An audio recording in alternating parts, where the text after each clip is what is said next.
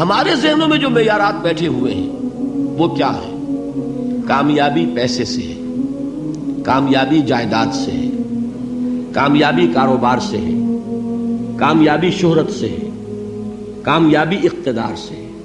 یہ معیارات ہیں. جو جتنا دولت مند اتنا کامیاب، جو جتنا مشہور اتنا کامیاب، جو جتنا پاپولر اتنا کامیاب، جو حکومت پر پہنچ گیا کامیاب، جس نے بڑا کاروبار جما لیا کامیاب، جس نے بہت جائیداد بنا لی کامیاب. یہی ہے اصل میں ساری بس کی گانٹھ.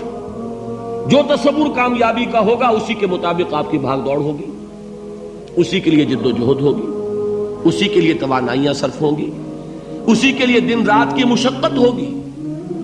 یہ ہے اصل شے جس کی یہاں نفی ہو رہی ہے. کامیابی دولت سے نہیں، کامیابی شہرت سے نہیں، کامیابی اقتدار اور طاقت اور حکومت سے نہیں، بلکہ کامیابی ہے ایمان سے، عمل صالح سے، تواصی بالحق سے، تواصی بالصبر سے. آپ غور کیجئے اس نقطہ نظر کا، اس ایٹیچیوڈ کا، یہ جو مینٹل ایٹیچیوڈ ہے اس کا بدل جانا ہی انسانی شخصیت کے اندر انقلاب برپا کرے گا. اب آپ کا نتیجہ کیا نکلا؟ اگر تو دولت سے کامیابی ہوتی تو قارون بہت کامیاب تھا، اگر حکومت سے کامیابی ہوتی تو فرعون اور نمرود بہت کامیاب تھے. کامیابی ان سے نہیں ہے. کامیابی انسان دولت میں قارون کی دولت تک پہنچ جائے اور دنیا میں دبدبہ اور اقتدار اور سلطنت اور حکومت کے اعتبار سے وہ نمرود اور فرعون کا مقام حاصل کر لے، وہ ناکام ہے، خائب ہے، خاسر ہے، برباد ہے. اور ابو ذر غفاری کامیاب ہے، چاہے ان کے پاس کچھ نہیں تھا، جھونپڑی تک نہیں تھی، کوئی گھر نہیں تھا. حضور نے فرمایا ہے اللہ کے کچھ بندے ایسے ہوتے ہیں جو کسی محفل میں جانا چاہیں تو انہیں اجازت نہ ملے، جو کہیں اگر رشتہ کرنا چاہے کوئی ان سے رشتہ کرنے کو تیار نہ ہو، کہیں کوئی سفارش کرنا چاہے تو ان کی کوئی بات ہی نہ سنے. لیکن اللہ کے ہاں ان کا وہ مقام ہے کہ اگر بھولے سے بھی کسی بات پر قسم کھا بیٹھتے ہیں تو اللہ ان کی قسم کی لاج رکھتا ہے. یہ ہے فرق. یہ جان لیجیے اچھی طرح. اس بات کا مان لینا آسان، اس پر سبحان اللہ کہنا آسان، لیکن اس کے مطابق آپ کے اپنے ذہن کا بدل جانا بہت مشکل. اس لیے کہ ہم متاثر ہوتے ہیں اپنے ماحول سے. وہ بڑا محل ہے، دیکھ کر ایک دفعہ جھجری آتی ہے، وہ بڑی سی 20 فٹ لمبی کار سناٹے کے ساتھ آپ کے پاس سے گزر گئی. ایک دفعہ اعصاب کے اندر ارتعاش ہوتا ہے، محسوس ہوتا ہے بڑے یہ نصیبے والے لوگ ہیں، بڑے خوش نصیب، بڑے کامیاب. حالانکہ کچھ معلوم نہیں کہ یہی سب سے بڑی بد نصیبی ہو سکتا ہے کہ یہی سب سے بڑی ناکامی ہو. اگر ذہنوں میں یہ بات بیٹھ جائے کامیابی کس شے سے. یہی وجہ دیکھیے قرآن مجید میں بارہا آپ دیکھیں اولئک هم المفلحون، یہ ہے لوگ کامیاب ہونے والے. آج یہ آپ نے نماز میں وہ آیات سنی، یا ایھا الذین آمنوا ارکعوا واسجدوا واعبدوا ربکم وافعلوا الخیر لعلکم تفلحون.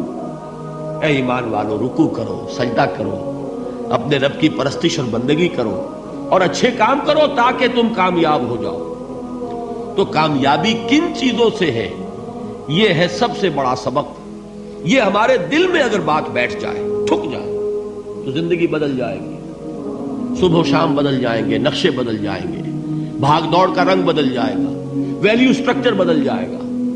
آج وہ ایک چیز نہایت اہم نظر آ رہی ہے، کل نہایت غیر اہم نظر آئے گی. جیسے کہ حضور کی حدیث ہے، مالی ولی الدنیا، مجھے تمہاری اس دنیا سے کیا سروکار ہے. انما مثلی کراکب استظل تحت شجرۃ ثم راح فترکها.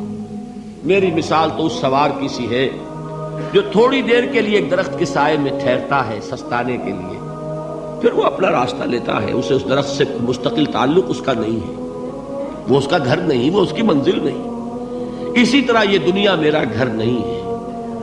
اب دیکھیے ہم کہتے ہیں انا للہ و انا الیہ راجعون، ہم تو مسافر ہیں، ہم اللہ کے پاس سے آئے، اللہ کی طرف ہمیں لوٹ جانا ہے. کن فی الدنیا کانک غریب و عابر سبیل، حضور فرماتے ہیں دنیا میں ایسے رہو جیسے کہ تم اجنبی ہو یا راہ چلتے مسافر. لیکن یہ طرز عمل کب ہوگا؟ جبکہ یہ آیت ہمارے ذہنوں کے اندر بیٹھ گئی ہو، والعصر ان الانسان لفی خسر الا الذین آمنوا وعملوا الصالحات وتواصوا بالحق وتواصوا بالصبر۔ یہ ہے اصل بات جو میں نے عرض کیا تھا کہ میں بتاؤں گا صحابہ کیوں ایک دوسرے کو یاد دلاتے تھے۔ اس لیے کہ دیکھیے جیسے برف باری اگر ہو رہی ہو، آپ باہر نکلیں گے تو برف آپ کے کپڑوں پر جم جاتی ہے نا، تو آپ جھٹکتے ہیں کپڑوں کو تاکہ برف ہٹ جائے۔ ہمارے ایمان پر اس دنیا میں رہتے ہوئے جب ہم متاثر ہوتے ہیں ماحول سے تو گردہ آ جاتا ہے، برف پڑ جاتی ہے، اس کو جھٹکتے رہنے کی ضرورت ہے۔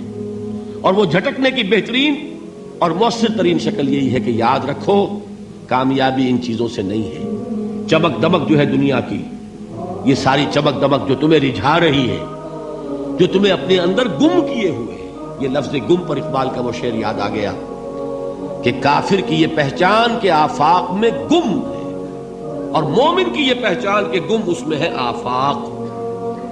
تم گم نہ ہو کر رہ جاؤ، اس میں مبہوت نہ ہو کر رہ جاؤ، مرعوب نہ ہو کر رہ جاؤ، دنیا ہی کی محبت تمہارے اوپر ڈیرے نہ ڈال دے، تمہارے دلوں کے اوپر مسلط نہ ہو جائے۔ لہذا تازہ کرتے رہا کرو، والعصر ان الانسان لفی خسر الا الذین آمنوا وعملوا الصالحات وتواصوا بالحق وتواصوا بالصبر۔ پھر یاد کر لو، پھر تازہ کر لو اپنے اس یقین کو کہ کامیابی دولت سے نہیں، کامیابی ثروت سے نہیں، کامیابی اقتدار سے نہیں، کامیابی شہرت سے نہیں، کامیابی جائیداد سے نہیں، کامیابی ہے ایمان سے، کامیابی ہے عمل صالح سے، کامیابی ہے تواصی بالحق سے، کامیابی ہے تواصی بالصبر سے۔ یہ چار چیزیں ہیں کہ جو کامیابی کے لوازم